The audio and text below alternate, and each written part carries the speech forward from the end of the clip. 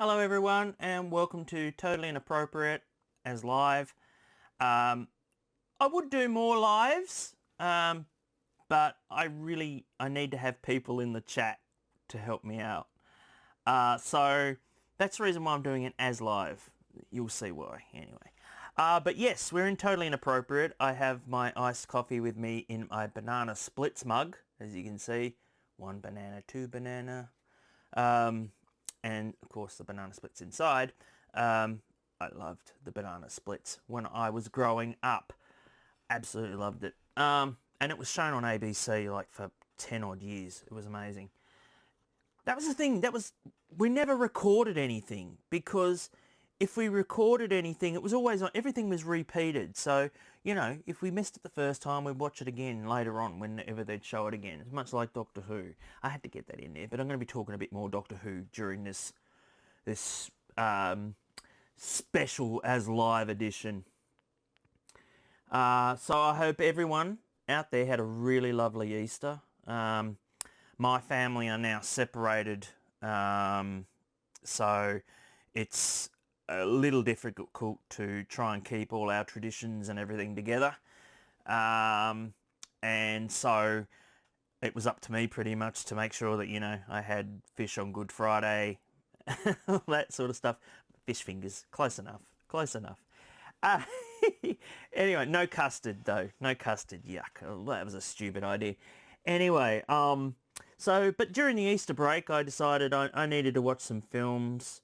And I got a whole heap of ones that I hadn't seen before. I'd only just collected some from the Amazon sale that they had recently in the last 4 weeks. And so they had a couple of good ones. I hadn't seen Dante's Peak before. I actually avoided a lot of the disaster films. They seem to have a resurgence in the late 90s. Yes, in 96 you had Twister, you had, I think it was 96, yeah, I'm pretty sure it was 96. 96 was Twister, then you had Independence Day, it's science fiction, but it's still a disaster film. And then of course you had Mars Attacks, which I love. It's superior to Independence Day, but Americans are patriotic. I understand why they went and saw it, but it was a pretty big hit here as well as Independence Day, even though we didn't quite understand what Independence Day was about. So in 97, I didn't watch Twister, by the way. I hadn't seen Twister. So I only just saw that recently. I'm just not into, unless it's science fiction, disaster films. I'm just not into disaster films. But because of the current crop of crap we've gotten in the last decade or so, I thought, yeah, I need to revisit a lot of the movies I missed in the 90s. And so Dante's Peak and Volcano I watched as well. Back then, of course, the studios used to try and out-rival each other, and they'd have some topics that were similar. So I think in Volcano it was set in LA, Los Angeles. There was a volcano or something. It wasn't really that explained. I didn't even know they had tar pits in LA.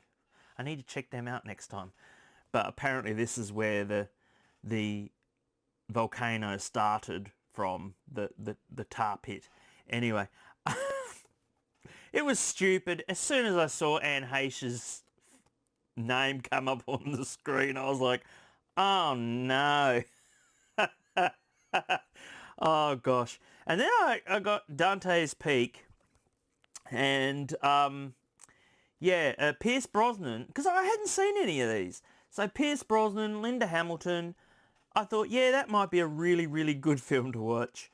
Set in America again with a volcano, of course, and in a place called Dante's Peak, which is, I don't think it's even a real place. But yeah,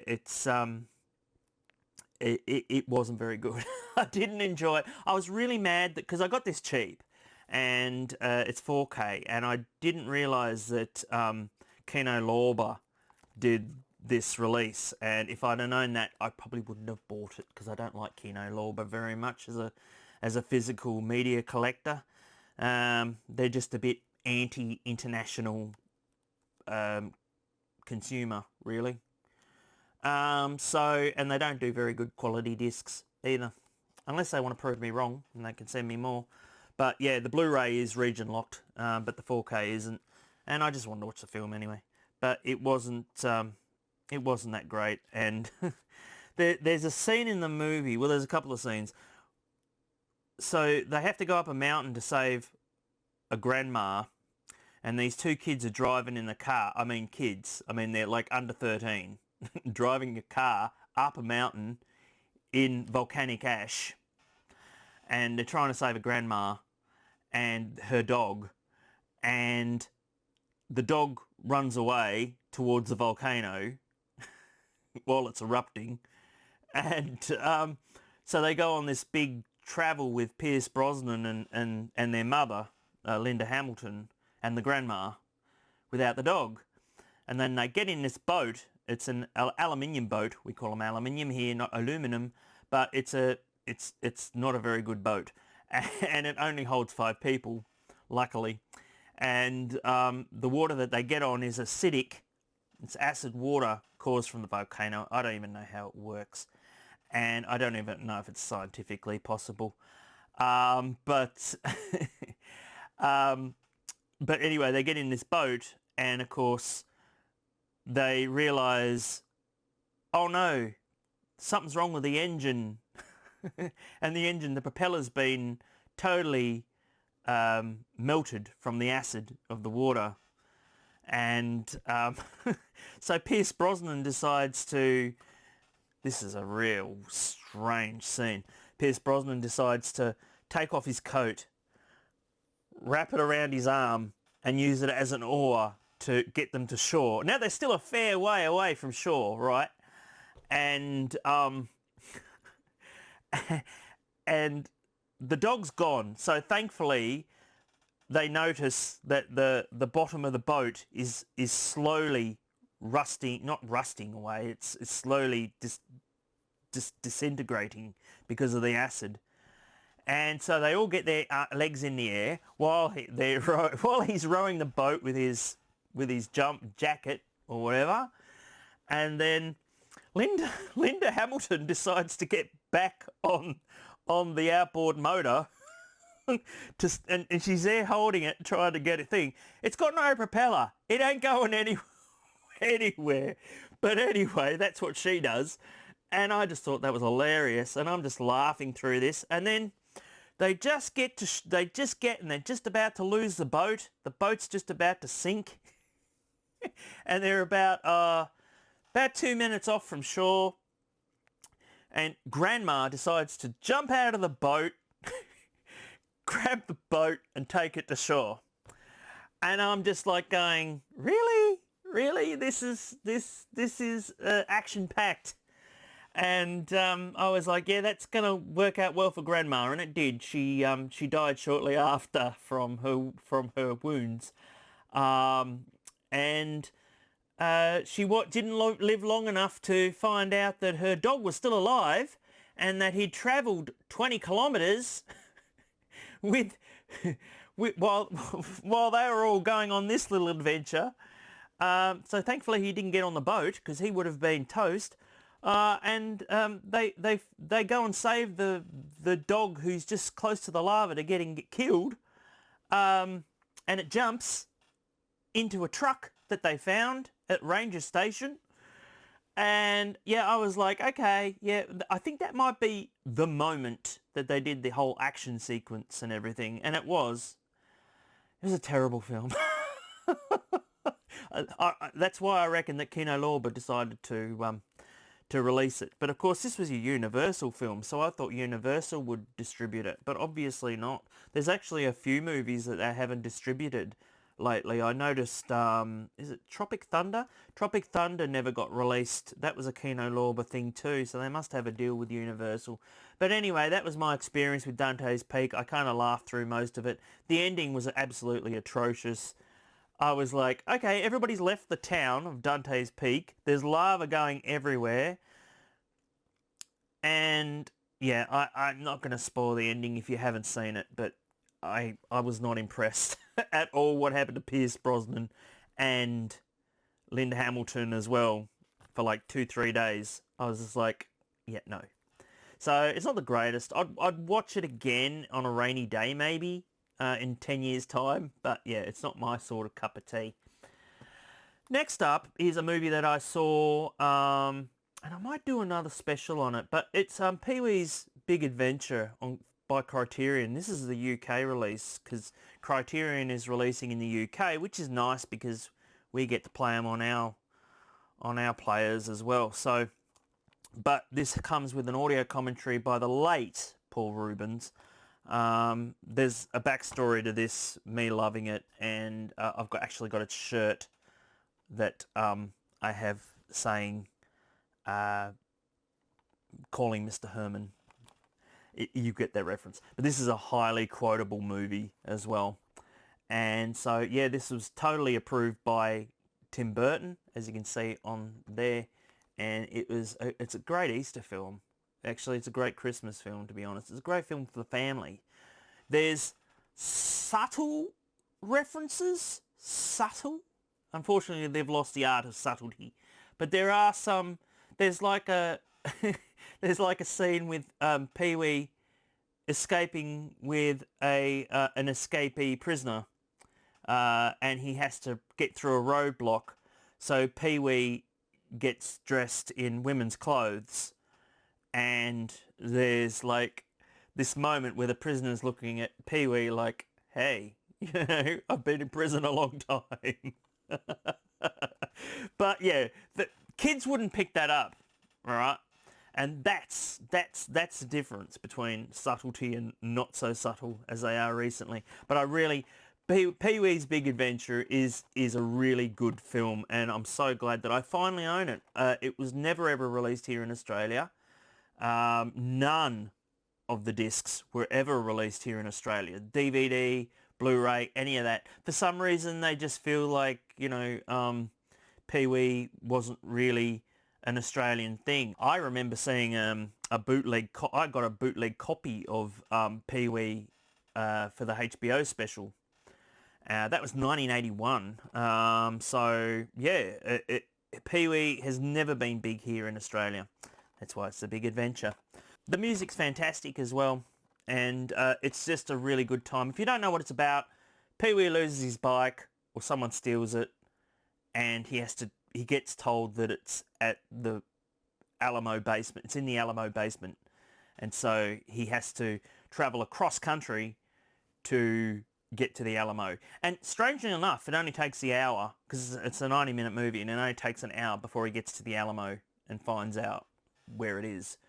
And yeah, so I do love this film, but it's been a rare occurrence as to when I've seen it.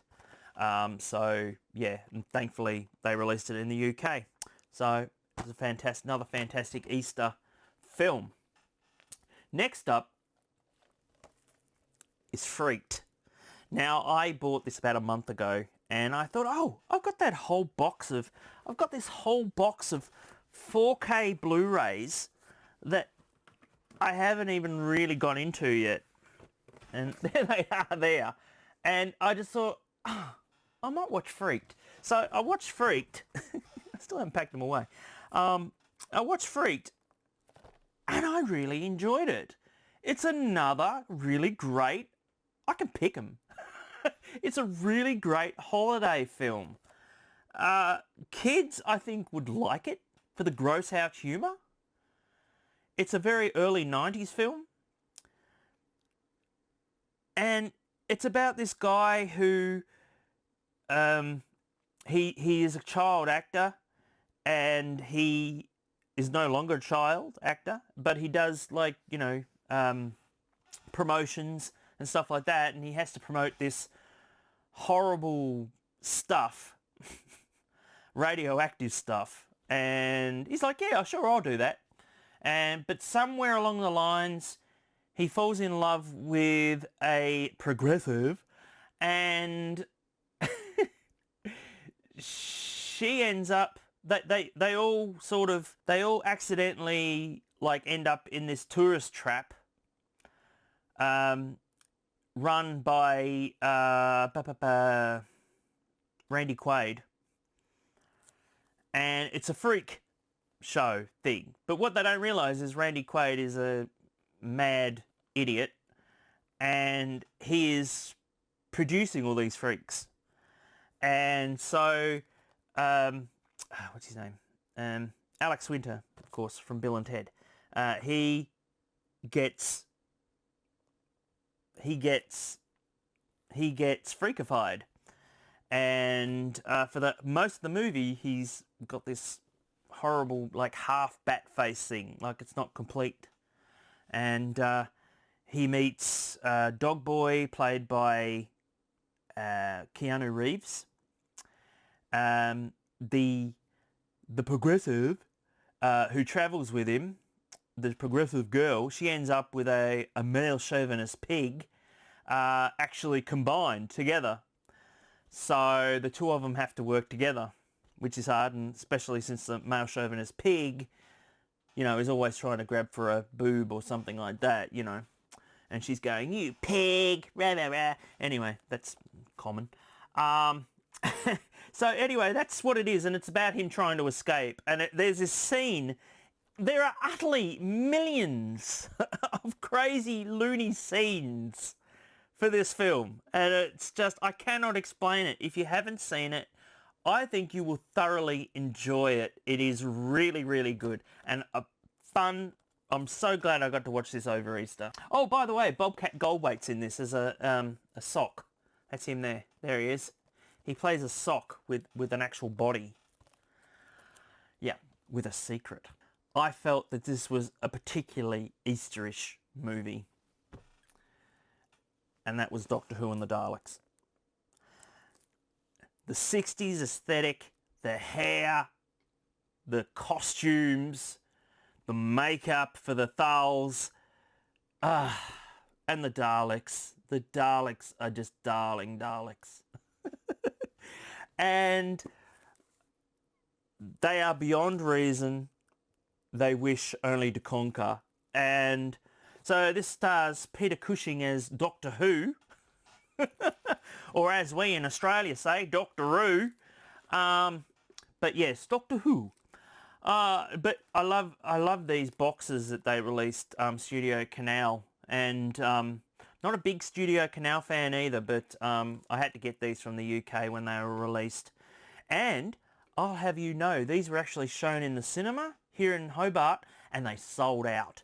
They did really, really well, because there was a lot of people from the northern part of Tasmania that actually came down, especially to see these films. And one day I'll probably have a proper talk about them. But yeah, I watched these two and it was fantastic. Now, also over the Easter break, I saw the 2 lost episodes from William Hartnell's era that, well, I mean, Australia was never meant to see it. And the UK, a lot of people don't realise that the UK only had one-shots at these sort of shows. So a lot of Doctor Who wasn't repeated. The very first episode of Doctor Who was repeated only because of it came out the same day as John F. Kennedy's assassination. So they had to move it up a forward because they knew they had something, and so they moved it to the next week, and people loved it. Of course, kids loved it. And when the Daleks showed up, you know, it rocketed. And of course, there's still some episodes with the Daleks still missing. You have some episodes of The Power of the Daleks, Evil of the Daleks. Yeah, it's kind of sad, really. But I'm so glad that they were able to recover these 2 episodes. And if you don't know, they recovered 2 episodes from an elderly gent who worked for the BBC, apparently, and he kept a lot of film canisters and stuff, and he just happened to have these 2 episodes that had been lost for 60 years and only shown once, can you believe? So those episodes were amazing to watch. It's amazing to watch a show that I have loved since childhood. It's been the one constant thing in my life. It took a little bit of a break, about 10-year break, and there were gaps, but that wasn't my fault. That was the ABC's fault. And it is just so nice to watch Doctor Who as I remember it, in a studio, on video, with great writing, great one-liners. This pimple of a planet, I love that. William Hartnell was just phenomenal in this part, as always, but I was never the biggest William Hartnell fan. I saw a lot of the earlier ones, like in the beginning, and the in the beginning box set and all that. And I wasn't the biggest fan. I actually really preferred Patrick Troughton's portrayal. But after seeing the Aztecs from it was recommended to me. And because I was saying, I'm not the biggest Hartnell fan. They're like, what? And I'm like, no, I'm not the biggest Hartnell fan. And they were like, you have to watch the Aztecs. And I was like, it's a historical. I'm not really into the historicals. But my gosh, I'm so glad I got to watch it. I was only going to watch one episode and I ended up watching the whole 4 episodes of the Aztecs. So to find out that, there was more Hartnell.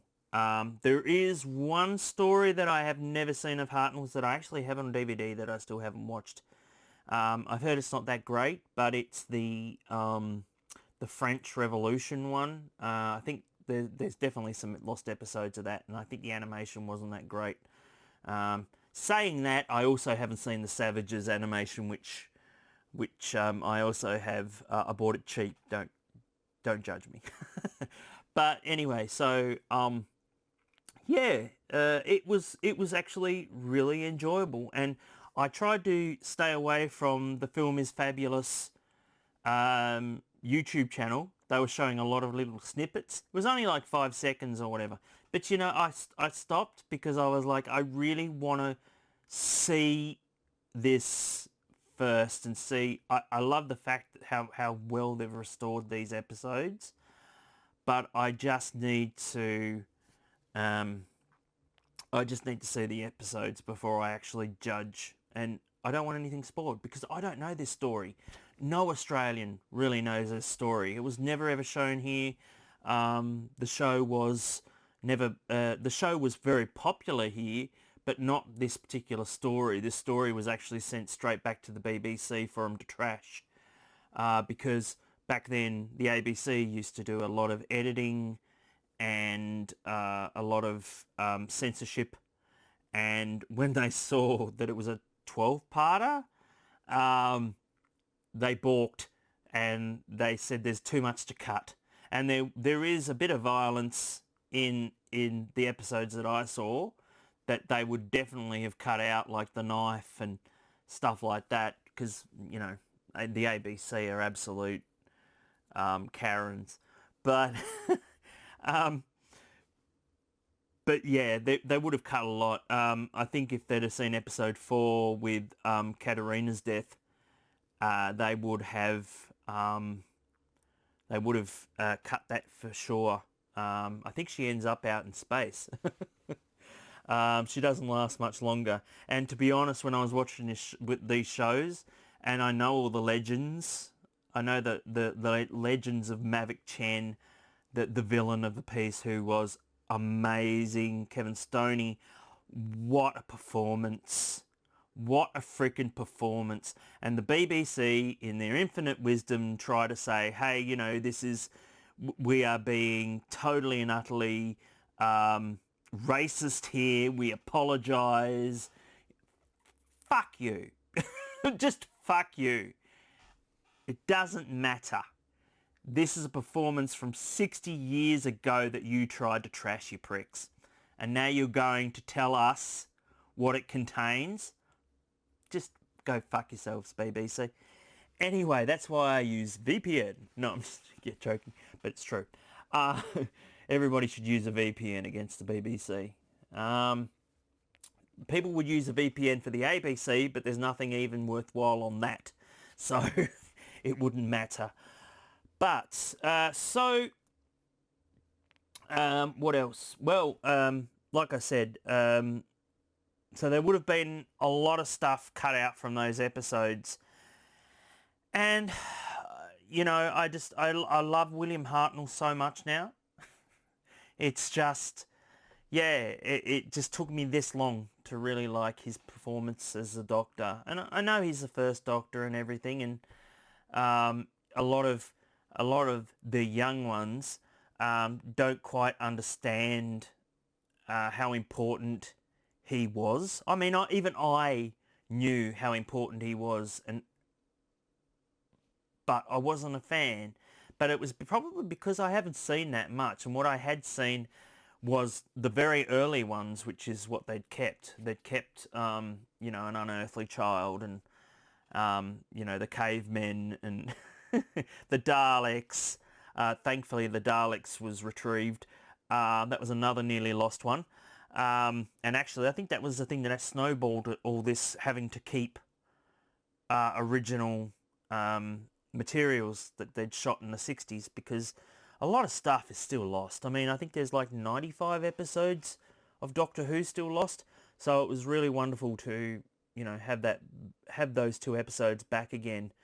And, I still don't think the young ones quite get it.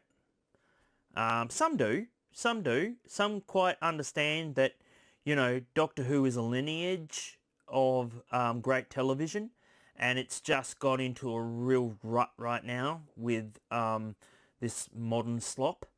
I just saw a prominent Doctor Who fan, and he's also worked with a Doctor Who, I wouldn't say merchandise, but Doctor Who documentaries and so forth. I just saw he did a post on Facebook, and he had just gone to the Wax Museum, and they saw the Ncuti Gatwa. He saw the Ncuti Gatwa wax model or whatever it is with the TARDIS, and everybody was just walking by it or not even bothering, near it. They were just more busy with Star Trek, Star Wars, all those sort of things. Taylor Swift, a wax model, yeah, right. And so that depressed him. I said, well, maybe they need to move it into the Chamber of Horrors, but that's just me. It might get more traction there. But yeah, unfortunately, I think these 2 episodes have been an absolute godsend for us who have lost faith in the Doctor Who brand. And it was just such a relief to know that they're really good freaking episodes. A lot of people really like Enemy of the World. That was another lost classic. I'm actually not a fan of Enemy of the World, even though it's based in Australia. They didn't really film it here. A lot of beaches.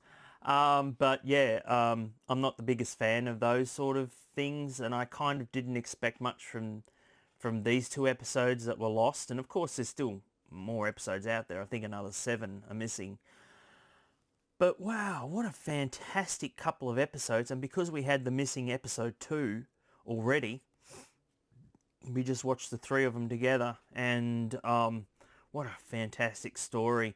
And it just, my heart sunk when Katerina turned to the Doctor and said, "I feel safe with you." And I was just like, oh no.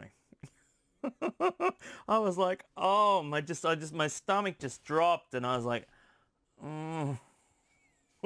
That's so sad. If you don't know, Katerina actually dies in episode 4, which is still missing. And she'd only just become a new companion. She had been... I got into trouble last time from my video of excitement because I didn't mention Katerina, the first appearance of Katerina, and it was because she was in the Romans first, and even though it was episode 4, she still appeared in episode 4 of the Romans. So I don't think I was rude to the guy in comments, but I just said, you find me episode 4 of the Romans, and I'll talk about the Katerina companion. All right, but even though she was a revelation in this, I thought she was a bit of a wet rag. She was like, oh, very ethereal, and oh, I love being here with you. And I'm like, oh my God. But anyway, so yeah, it was a lot of fun. I will never be watching anything else from the BBC unless they're new episodes of old Doctor Who that I haven't seen before. But I really did. They were just such a thing. And if they come out on Blu-ray, of course I'll buy them. And it'd be even better if they were on 4K. I love 4K in black and white too. So yeah, really enjoyed Doctor Who, the Devil's Planet, and I can't remember the first episode. But anyway, they were great. And it was great to watch Doctor Who again. Anyway, so that's my thoughts on the Dalek Master Plan. And hopefully you haven't minded me rambling on for too much. A lot of people just don't like me rambling. Well, tough shit. Anyway, I know you are, but what am I? Well, I'm Matt Pott. And I'll see you next time. Please remember to like and subscribe. This is, of course, Peter Cushing as Doctor Who. And did I just turn my light off? I think I did. There we go. Hey.